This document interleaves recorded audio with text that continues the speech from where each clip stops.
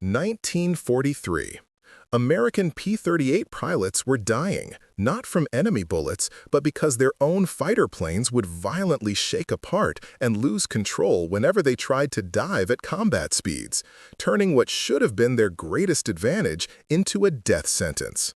Then, one engineer did something so simple, so stupid, that every aerodynamics expert said it would never work. Yet it transformed the P-38 from a flying coffin into one of the most feared aircraft in the Pacific. What was this impossible trick that broke all the rules of physics and saved thousands of American lives? Before we jump back in, tell us where you're tuning in from, and if this story touches you, make sure you're subscribed, because tomorrow I've saved something extra special for you.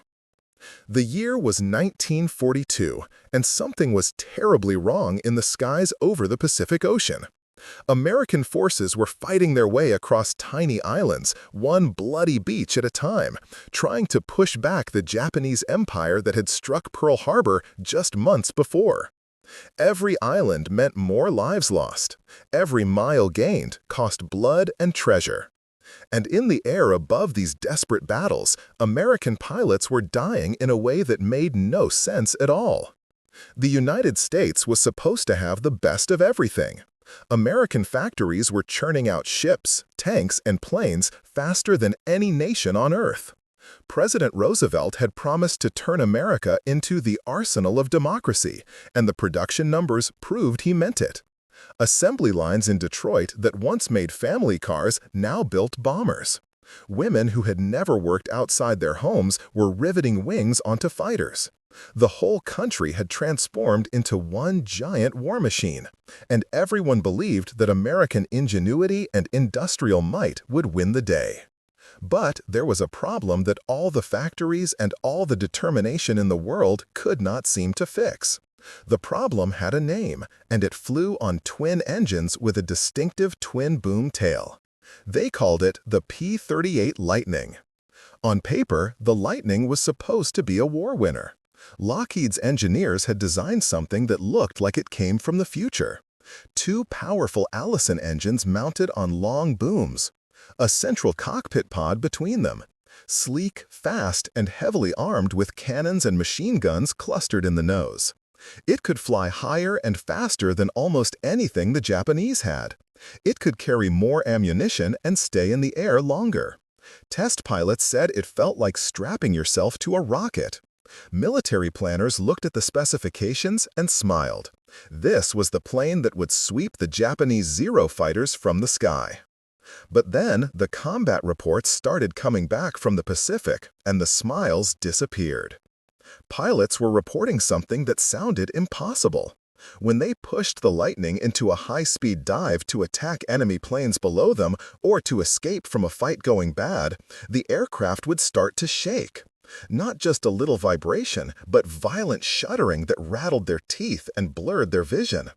The control stick would go stiff, fighting against them like it was locked in concrete. Then the nose would tuck down on its own, pushing the dive even steeper, even faster. Pilots would haul back on the stick with both hands, using all their strength, and nothing would happen. The Lightning would just keep diving, faster and faster, shaking harder and harder, until something broke. Sometimes what broke was a wing. Sometimes the tail booms tore away. Sometimes the whole airplane just came apart in the air like a toy smashed by an angry child. And the pilot, if he was lucky enough and low enough to bail out, would parachute down and watch his plane tumble into the ocean in pieces. If he was not lucky, he rode it all the way down. The worst part was that enemy fighters were not even shooting at them when this happened. Japanese pilots would watch in confusion as American planes simply destroyed themselves. It was like watching someone trip over their own feet and fall off a cliff. Back at Lockheed's massive factory in Burbank, California, the reports landed on desks like bombs. Engineers gathered in worried clusters, spreading out technical drawings that covered entire tables. They measured and calculated. They built models and tested them in wind tunnels, watching smoke curl over miniature wings. And slowly, terribly, they began to understand what was happening. The problem had a scientific name: compressibility stall. When the lightning dove fast enough, the air flowing over its wings started to behave in strange ways. As the plane approached the speed of sound, invisible shock waves formed on the wings. These shock waves disrupted the smooth flow of air that kept the plane flying. The wings lost their lift. The controls stopped working. Physics itself seemed to betray the aircraft. Every expert who looked at the problem said the same thing. The only way to fix it was to completely redesign the wing. Maybe redesign the whole airplane. That would take years. It would cost millions of dollars. It would mean stopping production, retooling factories, retraining workers. And in the meantime, the war would go on without the lightning. Pilots would keep flying older, slower planes. More Americans would die. The military brass in Washington were losing patience. Some generals wanted to cancel the whole program and put the money into different fighters. Orders for new Lightnings were being cut. The plane that was supposed to win the air war was becoming an expensive embarrassment. In a corner of the Burbank factory, one engineer was not sleeping well. He spent his days looking at the same data everyone else saw, the same wind tunnel results, the same impossible physics. But at night, he stayed late, staring at drawings of the Lightning's wings pinned to his office wall. Everyone said you could not fix the problem without changing the wing. Everyone said the shock waves could not be controlled. Everyone said it was impossible. But this engineer had a different question forming in his mind. What if you did not try to prevent the shock waves? What if you did not try to make them go away? What if, instead, you just found a way to make the plane fly right even with the shock waves there? It was a crazy thought. It went against everything the textbooks said. But pilots were dying, and crazy was starting to look better than impossible. The engineer sat alone in his office long after everyone else had gone home, surrounded by papers covered in numbers and sketches. Outside the windows, the California night was dark and quiet, but inside his head, an idea was growing that would not leave him alone. He kept coming back to the same thought that seemed so obvious it felt stupid, yet so radical that no one had tried it. If the shock waves on the wing could not be stopped, maybe they did not need to be stopped. Maybe they just needed to be managed. He pulled out a fresh sheet of paper and started drawing. Not the wing itself, but something underneath it, something small, something that could change the airflow just enough to let the pilot pull out of a dive. His pencil moved quickly, sketching flat plates that could deploy from the bottom of the wing at high speed. They would stick down into the airstream like tiny speed brakes, disrupting the shockwave pattern and forcing air to flow differently over the wing surface. It was ugly. It was inelegant. It added drag to a plane that was supposed to be fast. But maybe, just maybe, it would let pilots regain control when they needed it most. The next morning, he brought his sketches to the chief engineer's office. The reaction was exactly what he expected. The chief looked at the drawings, frowned, and shook his head. Adding more parts to solve a high-speed problem? Creating drag to fix something caused by going too fast? It made no sense. The wind tunnel data did not support it. The theory did not predict it would work. And even if it somehow did work, how would they test it without killing a pilot? The chief pushed the papers back across the desk. Interesting idea, he said, but they needed to focus on realistic solutions. But the engineer could not let it go. He talked to a few friends in the machine shop, guys who knew how to build things quickly without asking too many questions. Together, after hours, they pulled parts from damaged P-38s waiting for repair. They cut metal plates and fabricated hinges. They built a simple mechanism that could deploy the flaps using hydraulic pressure. It was rough work, done with hand tools and determination, but after 3 weeks of secret late-night labor, they had a working prototype ready to install. The hard part was finding a test pilot willing to try it. Most pilots had heard the horror stories about lightnings that would not pull out of dives. They knew men who had died that way. But there was one pilot, a test flyer named Tony, who had been pushing the Lightning to its limits for months, carefully noting exactly when and how the controls locked up. He had felt the plane betray him more than once and barely recovered. When the engineer showed him the modified wing with its crude flaps bolted underneath, Tony studied it for a long time. Then he asked one simple question: "Do you really think this will work?" The engineer was honest. He said he did not know for sure. The theory said it shouldn't work, but the math also said pilots should be able to pull out of dives, and they could not. So maybe the theory was missing something. Tony looked at the flaps again, then at the engineer's face, then back at the flaps. Finally, he nodded. "When do we fly?" The test happened on a clear morning with almost no wind. A small group gathered near the runway. Just the engineer, a few mechanics, and one supervisor who had reluctantly agreed to look the other way. Tony climbed into the modified Lightning and started the engines. The twin Allisons roared to life with their distinctive deep rumble. He taxied out and took off into the bright blue California sky. Everyone on the ground watched as the Lightning climbed higher and higher until it was just a glint of silver in the sunlight. Then the glint tipped over and started down.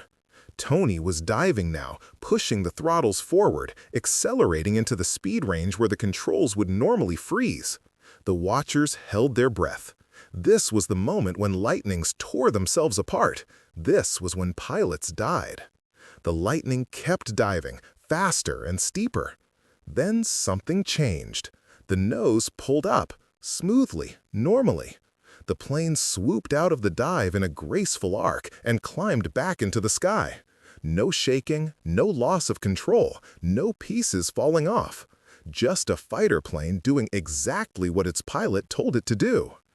Tony brought the Lightning back around and landed. Before the plane even stopped rolling, the engineer was running toward it. Tony climbed out of the cockpit with a strange expression on his face, somewhere between shock and joy. He kept saying the same thing over and over. "It worked! It actually worked! I don't understand how, but it worked!" They made him explain everything 3 times. When he deployed the flaps at high speed, he felt the normal shuddering start, but then it smoothed out almost immediately. The control stick, which should have been locked solid, moved freely in his hands. He pulled back and the nose came up just like it was supposed to. He tried it again and again during the test flight, diving and recovering, and every single time, the flaps did their job. The Lightning that had been a death trap suddenly flew like a dream. Word spread through the factory faster than fire. Engineers who had dismissed the idea came to see the modified plane. They walked around it, touching the flaps, trying to understand how something so simple could solve such a complex problem. Some were excited. Others were skeptical, saying it must have been luck, that it would not work in real combat conditions. But the military liaison who heard about the test had a different reaction. He made one phone call to the Pacific, talked to squadron commanders who were desperate for anything that might save their pilots, and came back with orders. Install the flaps on every Lightning. Do it now. Production moved faster than anyone thought possible. Within weeks, modified P-38 Lightnings started rolling off the assembly line with the dive recovery flaps already installed. The flaps were no longer crude prototypes bolted on by hand in the middle of the night. They were proper production parts, precisely machined and tested. But they still looked strange hanging underneath those sleek wings like afterthoughts. Engineers who had spent years studying aerodynamics in universities looked at them and shook their heads. The design was ugly. It violated principles they had learned from textbooks. It added weight and complexity to an aircraft that was already complicated enough. But none of that mattered anymore, because the flaps worked. And that changed everything. Preparing and narrating this story took us a lot of time, so if you are enjoying it, subscribe to our channel. It means a lot to us. Now, back to the story. The first modified Lightnings reached combat squadrons in the Pacific Theater in early 1943. Pilots gathered around the new planes with a mixture of hope and suspicion. They had all heard stories about friends who had died in lightnings that wouldn't pull out of dives. Some of them had experienced the terror themselves, felt their controls lock up, felt the plane shake itself toward destruction while they pulled helplessly on the stick. They had learned not to dive too steeply, not to go too fast, which meant giving up the lightning's greatest advantage. They had learned to be careful with an airplane that was supposed to make them dangerous. The squadron briefings were simple and direct. The new flaps would deploy automatically at high speed, or pilots could activate them manually with a switch in the cockpit. When things went wrong in a dive, flip the switch. The engineers promised it would work. Most pilots nodded and tried to believe it, but belief came hard when you had already watched planes fall from the sky in pieces. Then they started flying combat missions with the modified Lightnings, and everything changed. The first pilot to use the flaps in actual combat was a lieutenant from Iowa who got jumped by 3 Japanese Zeros while escorting bombers. He dove away from the ambush, pushing his Lightning faster than he had ever dared before, and the Zeros followed him down. In an old Lightning, he would have been trapped, unable to pull out, forced to either slow down and get shot or keep diving until something broke. But he flipped the switch for the dive flaps and felt them deploy. The shaking stopped. The controls responded. He pulled back on the stick and the nose came up smoothly, and he was climbing again while the Zeros were still trying to follow his dive. He came back around and shot down 2 of them before the third one fled. When he landed and climbed out of his cockpit, his hands were still shaking, but not from fear. From the realization that his airplane had just saved his life instead of trying to kill him. Stories like that spread through every Lightning squadron in the Pacific. Pilots who had been flying carefully, holding back, suddenly pushed their planes to the edge and beyond. They dove out of the sun onto enemy formations, attacked and escaped before the Japanese could react. Used their speed the way the Lightning was always meant to be used. The aircraft that had been nearly worthless in a dogfight became a predator. When Japanese pilots tried to follow Lightnings into high-speed dives, the Americans would pull out smoothly, while the Zeros had to level off or risk losing control themselves. It was like having a superpower that only worked for you. The kill ratio started climbing. Squadrons that had been struggling to break even were suddenly racking up victories. The Lightning went from being the plane that pilots tried to avoid flying to the plane they requested. Men who had written goodbye letters before missions, certain they would die in planes that would shake apart beneath them, now wrote home about how the Lightning could do things no other fighter could match. They talked about diving away from entire enemy squadrons and living to tell about it. They talked about confidence, about trust, about finally having an airplane that did what it was supposed to do. Back in Burbank, the engineer who had sketched those first crude flaps on a piece of paper late at night watched the combat reports flow in. Each report was a pilot who came home instead of dying. Each victory was proof that impossible just meant nobody had figured it out yet. Other engineers who had dismissed his idea now studied it carefully, trying to understand exactly why it worked. The truth was that even with all their testing and analysis, nobody fully understood the precise aerodynamics of how those flaps disrupted the shock waves. The theory lagged behind the reality. The flaps worked better than the math predicted they should. Sometimes the best engineering was not about perfect understanding, but about trying things and being willing to look stupid if you were wrong. The transformation went beyond just the Lightning itself.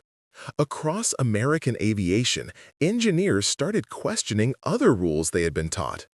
If dive flaps that should not work could save an entire aircraft program, what other impossible problems had simple solutions that nobody had tried? The rigid thinking that said you had to understand everything before you built anything gave way to a more practical approach. Build it, test it, fix what breaks, and if it works, then figure out why later. It was messy and inelegant, but it won wars. In the Pacific, pilots gave their modified Lightnings nicknames. They called them fork-tailed devils, a name the Japanese had supposedly used, and they wore it with pride. They painted elaborate nose art on the central pods and kept count of their kills on the fuselage. The lightning that had almost been canceled, that had almost been written off as unfixable, became one of the most feared fighters in the theater. It was the plane that hunted Admiral Yamamoto and shot him down over the jungle. It was the plane that flew higher and faster and farther than anything else America had. And it was the plane that proved you could break every rule in the book as long as you brought your pilots home alive. By the time the war ended in August 1945, the P-38 Lightning had flown more than 130,000 combat missions across 2 oceans and 3 continents. The dive recovery flaps that had started as a desperate midnight experiment in a California factory had become standard equipment on every Lightning that rolled off the production line. Thousands of pilots came home alive because of those small metal plates bolted under the wings. Thousands more never knew how close they had come to flying an aircraft that would have killed them. The Lightning's reputation had been completely transformed from a dangerous liability into a legendary war machine, and all because one engineer refused to accept that impossible meant impossible. When the factories finally stopped building Lightnings and the assembly lines went quiet, the engineer went back to designing other aircraft. If he was the man who would later be known as Kelly Johnson, then his career was just beginning. He would go on to create the U-2 spy plane that flew higher than anyone thought possible. He would design the SR-71 Blackbird, which flew so fast that it could outrun missiles and still hold speed records more than 50 years later. He would become a legend in aviation, the man who built planes that redefined what aircraft could do. But he never forgot the lesson of those dive recovery flaps. He never forgot that the best solution was often the one everyone said would not work. The Lightning itself lived on after the war in surprising ways. Some were sold as surplus and ended up in strange places, flying cargo in South America or racing at air shows. Others were carefully preserved in museums, their twin booms and central pods still looking like something from a science fiction story. And if you looked closely at the wings on those museum planes, you could still see the dive recovery flaps, those ugly little additions that saved so many lives. Visitors would walk past them without really noticing, not understanding that those simple flaps represented a moment when everything changed. Years later, after he had designed planes that flew 3 times the speed of sound, and aircraft that could photograph enemy territory from 70,000 feet, the engineer would sometimes talk about the Lightning and its flaps. He would tell young engineers that the hardest part of the job was not doing the math or understanding the physics. The hardest part was having the courage to try something when everyone with authority and expertise told you it would fail. He would talk about how innovation did not come from following the textbooks perfectly, but from knowing when the textbooks were wrong. He would say that you had to respect the rules and the science, but you also had to be willing to break them when lives were on the line. After the war, some of the German and Japanese engineers who had designed enemy aircraft came to America to work. They were brilliant men who had built incredible machines under terrible conditions with limited resources. But many of them struggled to understand how American aviation had advanced so quickly. They had been trained in rigid academic traditions where theory came first and testing came second. The idea of bolting crude flaps onto a wing just to see if they worked without first having a complete mathematical understanding of why they should work seemed backwards to them.